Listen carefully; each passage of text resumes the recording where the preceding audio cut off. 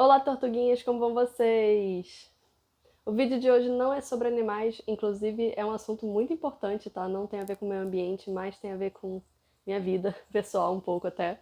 E com certeza muita gente que me assiste também. Eu já fiz um vídeo sobre TDAH, se vocês não tiverem assistido, eu vou deixar aqui do lado, aqui no card, enfim, pra vocês clicarem e assistirem. Porque eu fiz aquele vídeo mais descontraído, mais engraçadinho, né? Tipo um formato de um outro youtuber que eu gosto. Mas ao mesmo tempo eu vi que muita gente se identificou, que foi procurar tratamento psiquiátrico, enfim, tratamento profissional mesmo, por causa daquele vídeo, porque instalou uma coisa na cabeça de, ué, mas eu também faço tudo isso do vídeo, então será que eu também tenho TDAH? Então esse vídeo é sobre TDAH.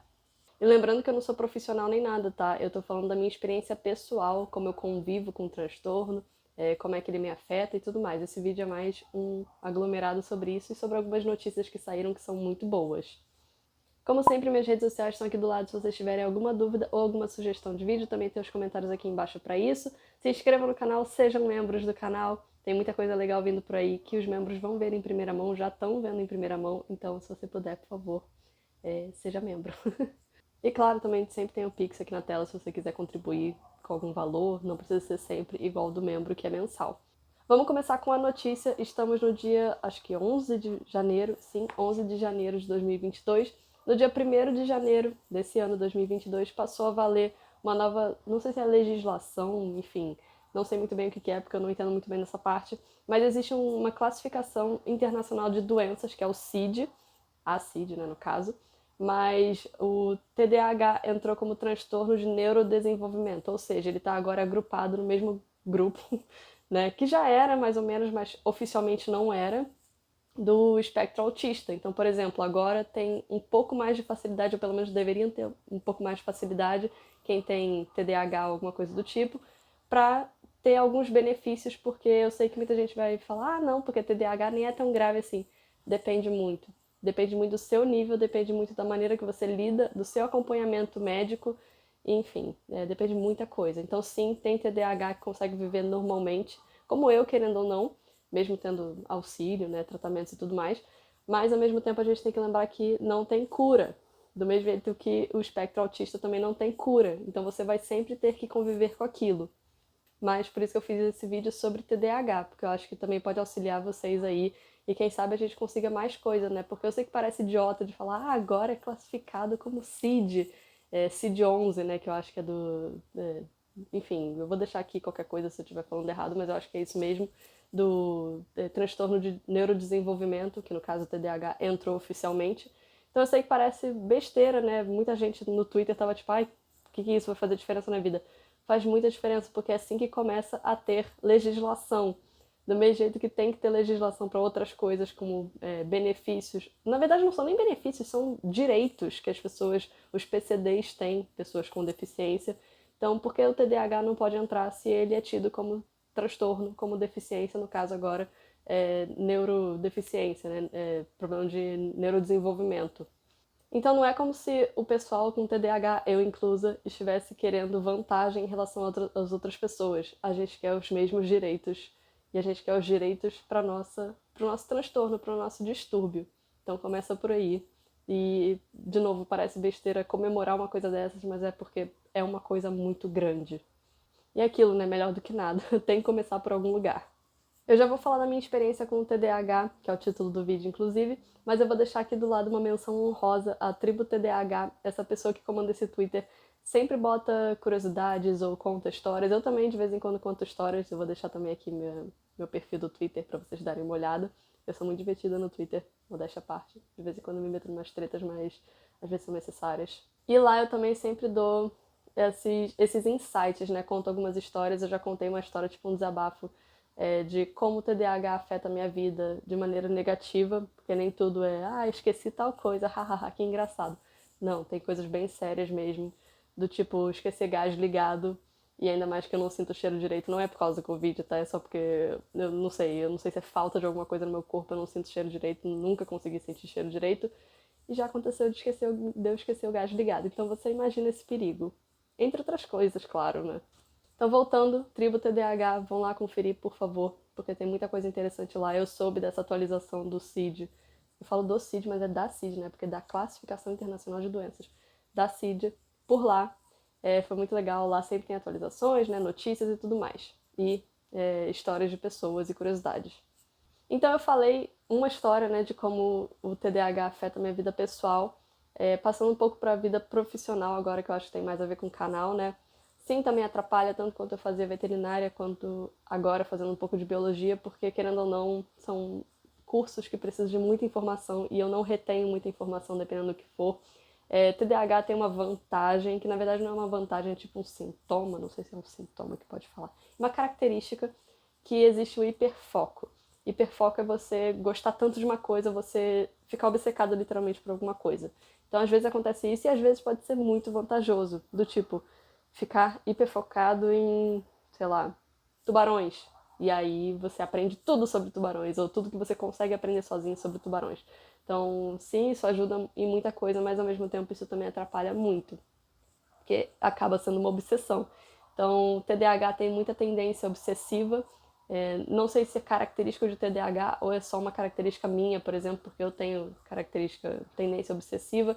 Então, por exemplo, quando eu gosto de uma coisa, eu preciso ter aquilo naquele momento. Eu sou muito imediatista por causa do TDAH. Então eu preciso ter aquela coisa. E aí eu não percebo que eu sou chata, querendo ou não. Porque eu fico tão focada naquilo, às vezes eu tô, sei lá, com minha mãe. Ah, eu quero ter um aquário. Ah, então eu vou começar a ver coisa para aquário, eu quero essa luz, não sei o quê. Ah, eu quero esse peixe. Ah, porque daqui a pouco eu vou comprar não sei o quê.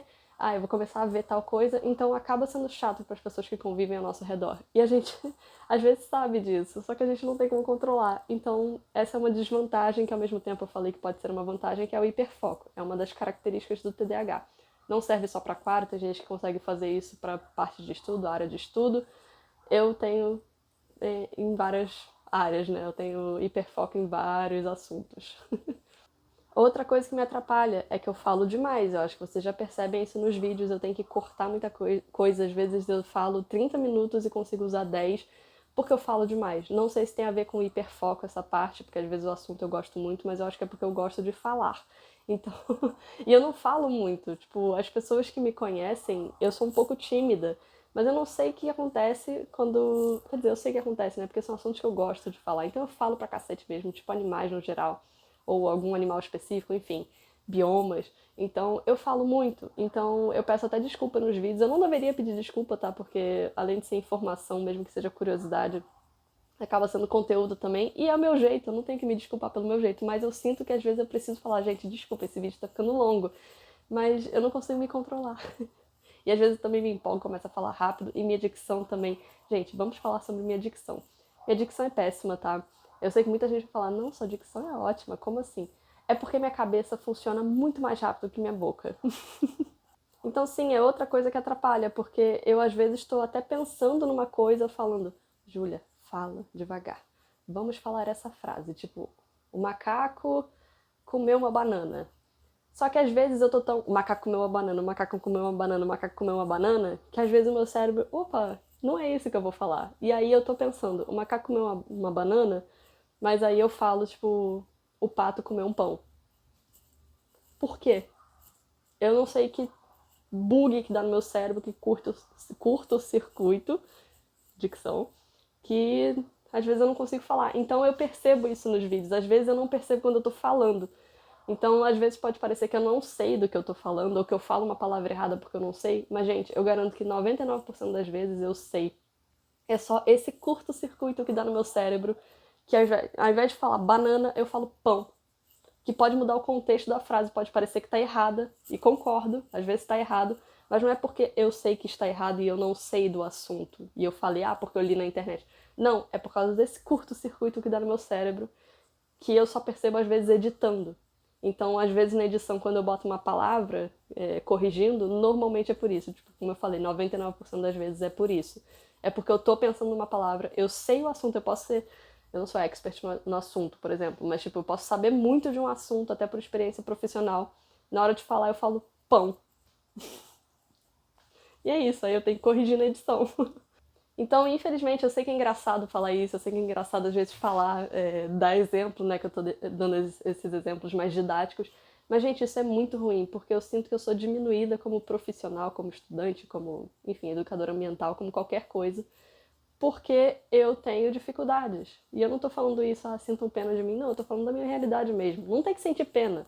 Do mesmo jeito que você não tem que sentir pena de nenhuma doença, nenhum distúrbio, nem nada disso, porque a pessoa vive e vive bem, dependendo do distúrbio. E ela não precisa de alguém, que pena, né, coitada. Não, a gente precisa justamente dos direitos e que a sociedade entenda as nossas dificuldades. É isso que a gente quer. Então eu me sinto muito diminuída, porque às vezes a pessoa pega, tipo, quando eu falo, ao invés de falar banana, eu falo pão, às vezes tem gente que comenta isso, só que ou me ridicularizando ou rindo, que eu entendo que às vezes é engraçado. Como eu falei, eu tento fazer isso ser engraçado.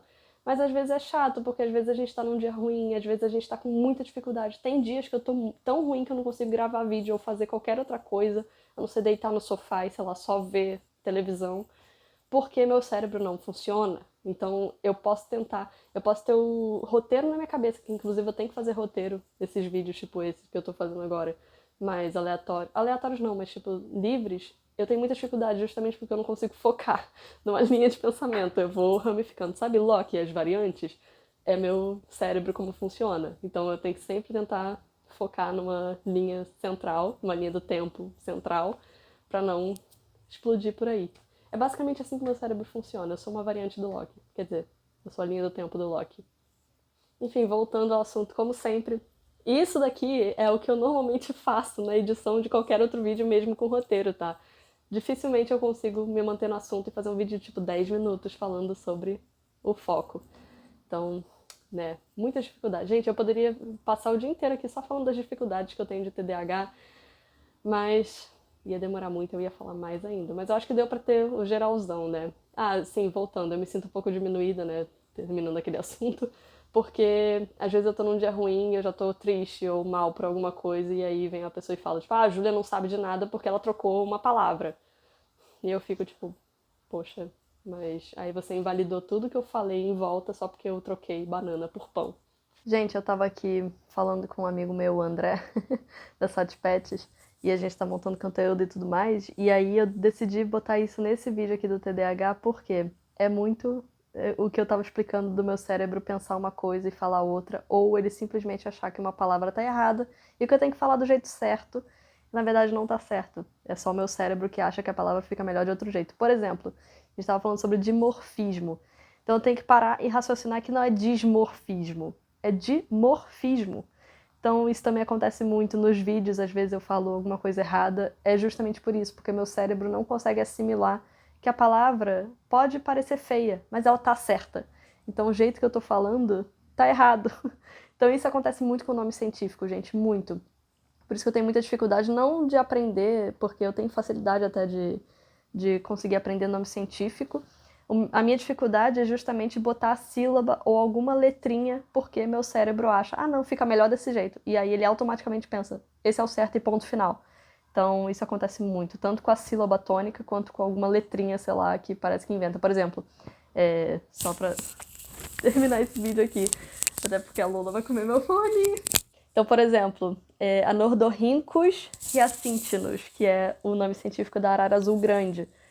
Eu, até pouco tempo atrás, meu cérebro ficava, não, é Anortorhynchus, porque escreve assim. Então isso também acontece muito, gente. De novo, não quer dizer que eu não saiba, é só porque meu cérebro simplesmente não aceita que eu fale de outro jeito. Ou eu tenho que parar, raciocinar por alguns segundos e falar certinho. Tanto que dá até pra perceber quando eu dou uma pausa e falo mais devagar, é por causa disso. Certeza, então reparem aí nos vídeos. Enfim, eu acho que era isso que eu ia falar. Eu falei um pouco das minhas dificuldades, né? Tanto na vida pessoal, eu dei um exemplo, quanto na vida profissional. Tem mil e outras histórias, tem muito mais coisa para falar sobre TDAH, mas esse vídeo já tá longo demais. Então eu espero que vocês tenham gostado. Eu espero que se vocês... De novo, eu não sou profissional nem nada, tá? Se vocês se identificarem, vão procurar tratamento profissional, psiquiatra, neurologista, tudo isso.